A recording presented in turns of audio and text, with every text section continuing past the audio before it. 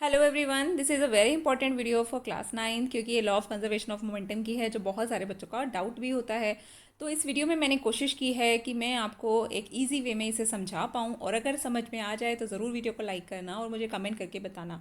ठीक है, मैं कोशिश करूँगी कि इसके बाद आप कभी भी ना भूलें कि law of conservation of momentum को कैसे एक्सप्लेन करना है, कैसे डिराइव करना है, क्या होता है इसका फॉर्मूला, और कहाँ कैसे वहाँ तक हमें पहुँचना है। तो चलिए स्टार्ट करें इस वीडियो को।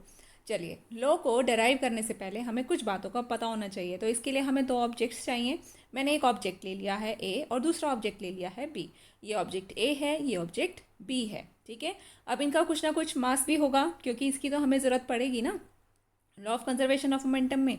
तो इसका मास है एम ए, क्योंकि ये ए का मास है तो मैंने ए लिख दिया है। ठीक है, और ये एम बी, इसका मास है एम बी। ओके, अब हम इनका मूवमेंट करना चाहते हैं, इनको मोशन देंगे। मैंने ये जो बॉल है या कोई भी ऑब्जेक्ट है, इसको मैंने इस तरफ मूव करना है, और इसी प्रकार दूसरी ऑब्जेक्ट को यानी कि ऑब्जेक्ट बी को मैंने इस तरफ मूव करना है। ठीक, तो चलिए मैंने एरो से इनके मूवमेंट को शो किया है।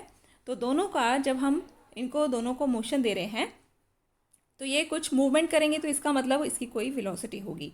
वेलोसिटी इसकी शुरुआती है तो इसीलिए इसकी इनिशियल वेलोसिटी को हम बोलेंगे यू ए, और बी ऑब्जेक्ट की जो इनिशियल वेलोसिटी यानी कि शुरुआती वेलोसिटी है वो यू बी होगी। चलिए, अब हमने क्या करना है, जैसे हम इनको मूव करेंगे ये आगे आकर एक पॉइंट पर दोनों आपस में टकरा जाएंगी और इनके बीच में हो जाएगी एक ज़बरदस्त टक्कर। और जैसे ही टक्कर होगी, अब क्या होगा आपको पता है कि जैसे ही टक्कर होगी ये जो है वो दूसरी तरफ जाएगी और ये भी दूसरी तरफ जाएगी, है ना। तो हुआ क्या कि जो इन दोनों ने एक दूसरे के ऊपर फोर्स लगाया, इस वजह से ये दूसरी दूसरी तरफ जो है अब अपना मूवमेंट करेंगी। तो जो ऑब्जेक्ट एम ए है, सॉरी जो ऑब्जेक्ट ए है उसने फोर्स लगाया इस तरफ और ऑब्जेक्ट बी ने फोर्स लगाया दूसरी तरफ अपोजिट साइड में।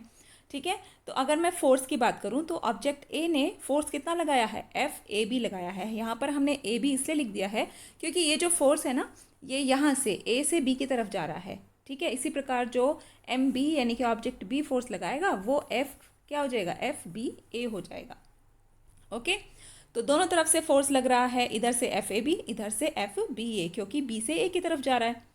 अब जब फोर्स लग गया तो इनकी मूवमेंट होगी और ये इस तरफ भागेगी और दूसरी जो ऑब्जेक्ट है वो दूसरी तरफ भागेगी। अब ये यहाँ पर जब इनकी मोशन दोबारा से हुई, यहाँ इनिशियल वेलोसिटी तो रहेगी नहीं, यहाँ पर हम समझ रहे हैं कि ये इसकी फाइनल वेलोसिटी है और वो चेंज है। पहले यू ए और यू बी थी, अब क्या हो जाएंगी, अब ऑब्जेक्ट ए की वी ए होगी, ऑब्जेक्ट बी की वी बी होगी है। तो समझ आया ना बच्चों, यहाँ पर आपकी final velocity V A and V B हो गई है।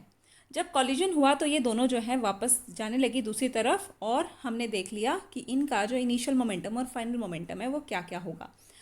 मोमेंटम के लिए एक फॉर्मूला होता है, इसको आप लर्न कर लो। मोमेंटम को पी से दिखाते हैं, पी से शो करते हैं, और इसका फॉर्मूला होता है मास इंटू वेलोसिटी। ठीक है, अगर हमें इनिशियल मोमेंटम निकालना है तो हम वहाँ पे वेलोसिटी भी कौन सी यूज़ करेंगे, इनिशियल वेलोसिटी यूज़ करेंगे। अगर हम फाइनल मोमेंटम निकाल रहे हैं तो वहाँ पे वेलोसिटी भी कौन सी यूज़ करेंगे बेटा, फाइनल वेलोसिटी यूज़ करेंगे। हमें दोनों पता है, इनिशियल वेलोसिटी यू ए और फाइनल वेलोसिटी वी ए। तो सबसे पहले हम ऑब्जेक्ट ए के लिए बात करेंगे। तो इसका इनिशियल मोमेंटम यानी कि बिफोर कॉलिजन, टकराने से पहले का जो मोमेंटम है वो क्या है, M A into U A. लेकिन जब इनका टकराव हो गया तो इसका मोमेंटम क्या हो गया, फाइनल मोमेंटम हो गया, और वो आफ्टर कॉलिजन है यानी कि टकराव के बाद है। वो क्या है, वो है एम ए और मल्टीप्लाई कर दिया वी ए यानी कि इसकी फाइनल वेलोसिटी से।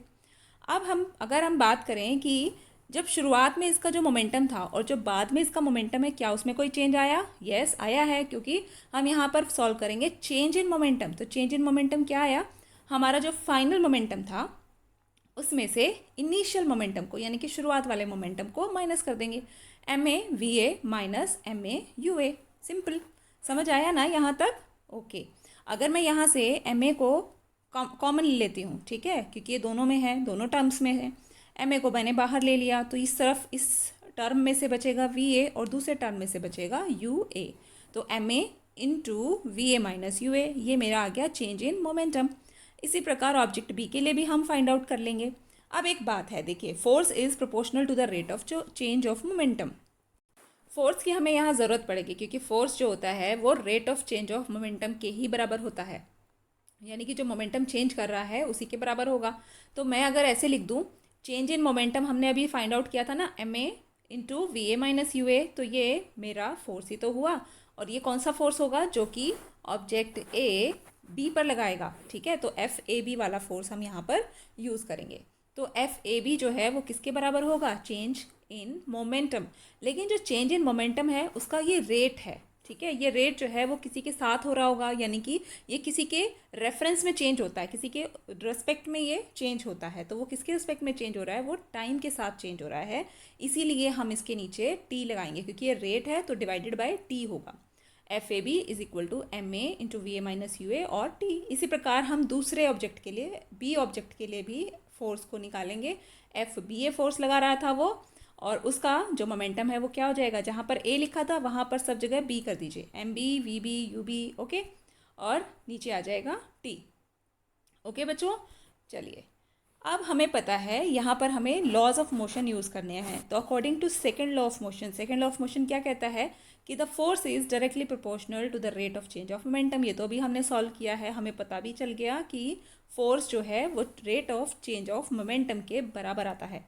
और ये रेट किसके अकॉर्डिंग है? टाइम के साथ है, ठीक। उसके बाद हमारा जो थर्ड लॉ ऑफ मोशन है वो ये कहता है for every action there is an equal and opposite reaction. अगर कोई एक्शन होता है तो उसके अपोजिट, बिल्कुल इसके इक्वल एंड अपोजिट रिएक्शन होगा। तो अगर force A B, object A ने ये फोर्स लगाया बी पर, तो ऑब्जेक्ट बी जो है वो भी तो लगाएगा एफ बी ए फोर्स, है ना। तो इक्वल तो हो गए फोर्स, लेकिन अपोजिट भी हैं। अपोजिट शो करने के लिए हम इसके आगे क्या लगा देंगे? माइनस का ये साइन पुट कर देंगे, ठीक है। तो F A B is equal to minus F B A, क्योंकि वो इक्वल एंड अपोजिट हैं। चलिए आगे बढ़ेंगे, तो हमें अभी पता चला कि जो rate of change of momentum है वो एफ ए बी और एफ बी ए है, और एफ बी ए जो है वो नेगेटिव रहेगा।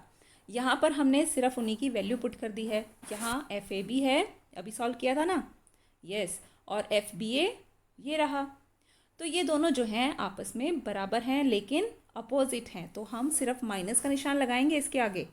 यहाँ माइनस का निशान लगा दें और ये हो गए दोनों बराबर, और ये दोनों बराबर, ये इक्वेशन आ गई फिर मेरे पास, ठीक है। यही वाली तो है, बिल्कुल सेम टू सेम, कोई कन्फ्यूजन की ज़रूरत नहीं है, ठीक है। अब हम देखिए इसको सॉल्व करने की कोशिश करते हैं। ये बोथ साइड्स टी है, इधर भी टी है, अगर मैं इसको कैंसिल आउट करूँ तो मेरे पास क्या बचेगा? एम ए वी ए, ये दोनों मल्टीप्लाई होंगे, फिर एम ए जो है यू ए के साथ भी मल्टीप्लाई होगा, M A U A equal to, okay, minus भी आएगा, और फिर एम ए माइनस, सॉरी रुकिए, यहाँ पर हमें मिलेगा M A V A minus M A U A, ठीक है। ये दोनों जगह मल्टीप्लाई होगा। उसके बाद यहाँ पर देखिए नेगेटिव साइन का ध्यान रखते हुए हम एम बी वी भी करेंगे, और माइनस दोनों प्लस होंगे, तो इसका मतलब यहाँ पे आ जाएगा बच्चों एम बी और यू बी, ठीक। चलिए आगे बढ़ेंगे। तो मेरे पास अगर ये इक्वेशन जो है मैं सबको, पॉजिटिव वालों को एक तरफ और इनको एक तरफ कर दूँ, तो मुझे मिलेगी ये इक्वेशन कि M A V A is equal to M B V B plus M B V B is equals to M A U A plus M B U B, ठीक है। तो ये इस प्रकार से रहेगा। आप इसको नोट डाउन कर सकते हैं और अपनी कॉपी में नोट डाउन कर सकते हैं या स्क्रीनशॉट ले सकते हैं। अदरवाइज मैं इसको टेलीग्राम ग्रुप पर इस पीपीटी को या इस पीडीएफ को मैं शेयर करूँगी, ठीक है। तो आप वहाँ से भी इसको नोट डाउन कर सकते हो। तो चलिए, हमें इक्वेशन मिल गई ये वाली। अब इस इक्वेशन में हमें पता है कि जो एम ए वी ए है वो क्या है? वो फाइनल मोमेंटम है। फाइनल मोमेंटम में याद है ना कि यहाँ फाइनल वेलोसिटी होगी, है ना। तो ये फाइनल मोमेंटम किसका है? क्योंकि ए लिखा हुआ है दोनों तरफ, तो बॉल ए का मोमेंटम है, और ये क्या होगा? ये final momentum of B ball होगा, है ना। ओके, अब यहाँ पे इनिशियल वेलोसिटी यूज़ की गई है, तो ये इनिशियल मोमेंटम है। तो इसका मतलब ये है initial momentum of object A या बॉल ए, एंड ये है initial momentum of ball B. तो इसका मतलब क्या हुआ कि मैं बात कर सकती हूँ कि total momentum after collision is equal to total momentum before collision, ठीक है।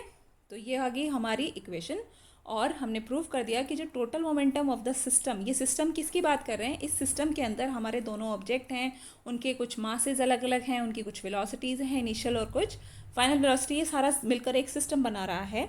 The system, the total momentum of the system remains unchanged और conserved provided no other external force acts on the system. तो ये कहता है कि जो total momentum है ना पूरे सिस्टम का, वो चेंज नहीं होता, वो बिल्कुल उतना ही रहता है, कंजर्व रहता है, बिल्कुल कोई चेंज नहीं आता उसके अंदर, बशर्ते प्रोवाइडेड लिखा है ना, तो कंडीशन क्या है वहाँ पे कि अगर कोई एक्सटर्नल फोर्स ना लगे तब तक। अगर हम समरी की बात करें तो इसकी समरी कहती है कि conservation of momentum is use to describe the collision between the objects. ठीक, तो कंजर्वेशन ऑफ मोमेंटम किस लिए हमने डिस्क्राइब किया है कि दो ऑब्जेक्ट्स के बीच में जब कोलिजन होता है वहाँ पर हम इसका इस्तेमाल करते हैं इस लॉ का। दूसरी बात है कि total momentum of the system remain same and this is called the law of conservation of momentum. तो अगर हम बात करें कि जो यहाँ पर मोमेंटम था ना पूरे सिस्टम का, वो कॉलिजन से पहले और कॉलिजन के बाद बिल्कुल सेम टू सेम था, कोई भी चेंज नहीं आया, तो इसका मतलब क्या हुआ, यही है हमारा law of conservation of momentum. तो ये थी एक छोटी सी वीडियो, और आपको, मुझे आशा करती हूँ कि आपको यहाँ पे अच्छे से समझ भी आया होगा। तो ज़रूर लाइक करिएगा वीडियो को, और आपके फ्रेंड्स जो जिनको भी ये डाउट रहता है कि law of conservation of momentum है, उनको भी ज़रूर शेयर करना। Thanks for watching this video. मिलते हैं आपसे नेक्स्ट वीडियो में, और तब तक के लिए आप टेलीग्राम पर इसका लिंक देख सकते हैं, और वहाँ पर इस पीपीटी को भी मैं शेयर कर दूँगी।